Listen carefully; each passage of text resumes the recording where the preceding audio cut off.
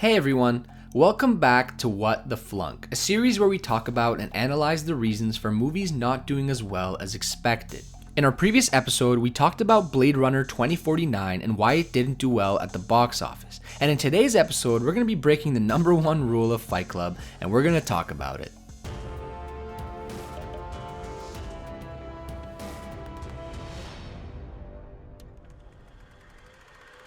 Fight Club is a movie that is often used in the same sentence as my favorite movie of all time, or a prime example of amazing cinema. It was adapted from the book by Chuck Palahniuk with the same name, and it is arguably David Fincher's best movie, and it is also possibly one of the most iconic movies of all time. But this isn't a series about things that are amazing, no. What the Flunk is about movies that flopped and analyzing reasons for why they didn't do so well. Yes, that's right. Fight Club was a box office flop. With a budget of $63 million, it was only able to bring in $11 million on its opening weekend and a total box office of $101 million, with $37 million of that coming from Canada and the US. Now, I know what you're thinking.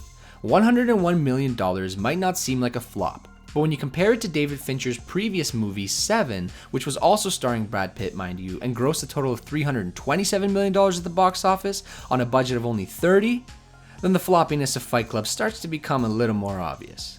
So how could a movie so well loved and studied today have flopped at the box office? Well, let's dive into it. But wait, before we dive in, I just want to ask all of you to subscribe if you haven't already, and to like this video if you actually liked it. I appreciate every like and sub, and if you want to stay up to date on more great content, make sure to subscribe. Okay, now we can dive in.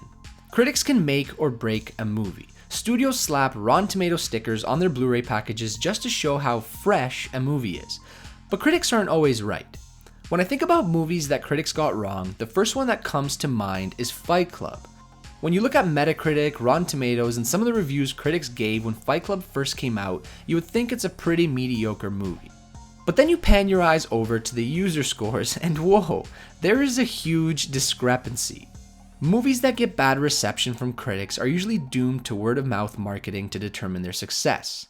And we're going to be talking about marketing in a bit, but for the time being, you have to realize that Fight Club came out in 1999, and word-of-mouth marketing back then was literally that, word of mouth. There were no giant social media websites or subreddits where diehard fans could talk about how great the movie was despite receiving poor critic reviews, and that's because the internet was just beginning to gain its mainstream popularity. I took a dive into some of the poor reviews that were given by critics, and what struck me is how some of them were very unfair to the movie. Instead of talking about story and cinematography and the usual things, they seemed to heavily focus on the controversial topics covered in the movie. Critics bashed this movie for its toxic masculinity and sick humor. Take a look at this snippet from a review by Roger Ebert, who gave it a 2 out of 5 stars when the movie first came out. He says, "Women who have had a lifetime of practice at dealing with little boy posturing will instinctively see through it. Men may get off on the testosterone rush. The fact that it is very well made and has a great first act certainly clouds the issue." Roger Ebert goes on to praise some of the movie's directing and story, especially in the first act, but he seems too offended by the violence and underlying themes to look past them and give it a genuine review. That, or he just didn't understand the movie. But that's not an unreasonable assumption. Fight Club isn't an exposition-heavy movie.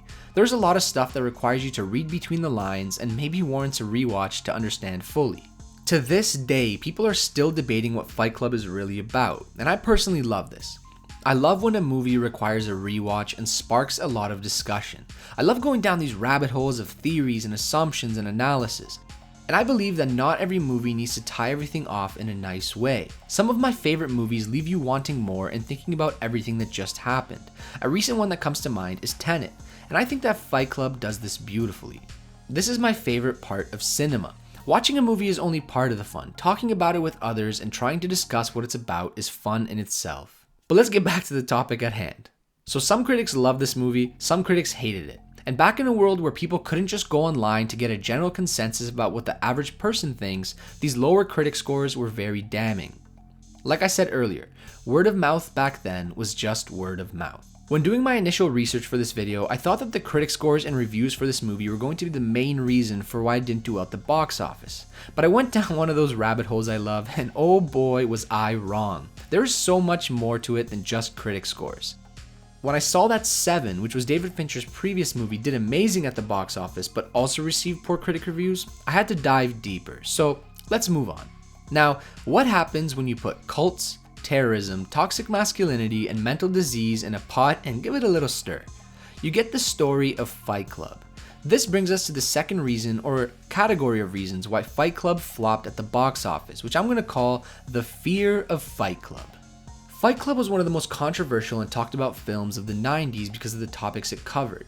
Now, usually being the most talked about is a good thing, but in this case it wasn't. Fight Club has been coined a movie about men's rights. There were fears that this movie would spark copycat behavior, which if you've seen this movie before, you definitely don't want that, and it even got booed at initial screenings. Now, this is crazy to me. When you think about types of crowds that would boo something, you don't usually think about movie festival goers. And in an interview, Edward Norton said it was sort of I don't want to say a flop because a lot of people loved it, but it didn't do well the opening weekend. And then he goes on to say, at the Venice Film Festival, when we showed it, I remember Brad Pitt saying to me, "Do you think this is going to go well?" It got booed at the festival, very loudly. Okay, so this is Dominic from the future. I just did some more research, and supposedly booing is fairly common when moviegoers at festivals aren't happy with what unfolded on screen. I was surprised to find out that some really great movies got booed, like Pulp Fiction and Taxi Driver. But still, my point stands that people at the festival were very unhappy with the movie, and it got booed very loudly. Okay, now back to the video. The media also sparked fear among the average consumer that this movie would cause a lot of copycat behavior similar to what A Clockwork Orange did. I didn't know this about A Clockwork Orange, but I really hope copycats wore different outfits than the ones in the movie because even though they're kind of scary, they're mostly scary because of how ridiculous they look. And with all the controversial topics in Fight Club, the media had yet another story it could push upon the average consumer. Because, as we know, fear-mongering and controversy are what keep news outlets afloat. Fear can be a powerful motivator, but it can also be a very powerful detractor, and I'm sure that this had some impact on why Fight Club didn't do as well as expected. Fight Club was sometimes portrayed as a movie that is calling men to perform violent acts and crimes. But like anything that is taken out of context or looked at on the surface level alone, this is a very poor interpretation of Fight Club. Anyone who has watched this movie can attest to the fact that this is not the case, but this brings us to yet another reason why Fight Club didn't do well at the box office, and that is, it was released at a very sensitive time.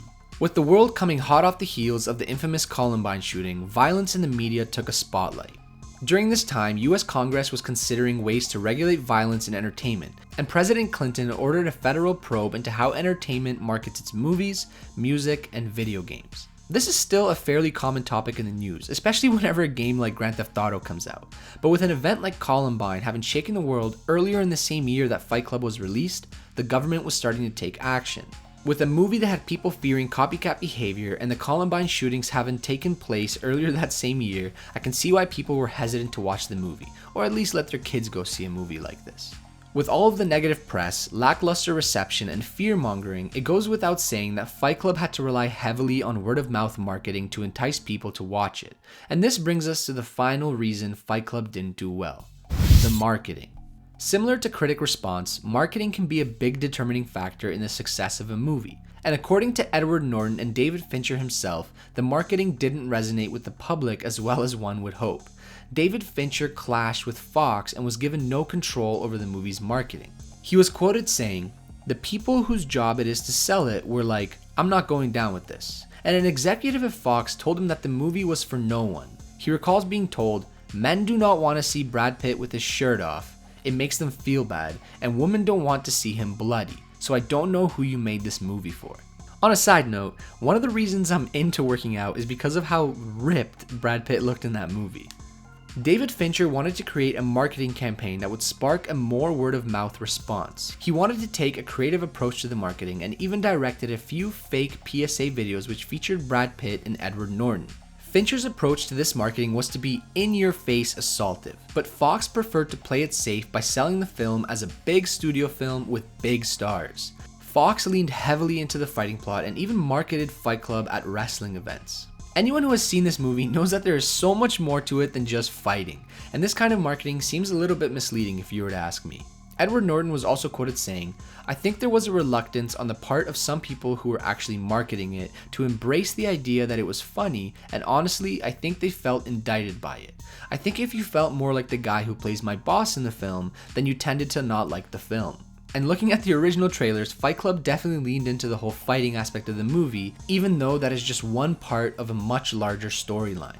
Now, we don't know for sure if David Fincher's approach would have given the movie a better response, but what we do know is that the current marketing didn't work out as well as expected. So those are the main reasons I found for why Fight Club didn't do as well as expected. I'm sure there are a lot more, and if I missed something, let's keep this conversation going down in the comments.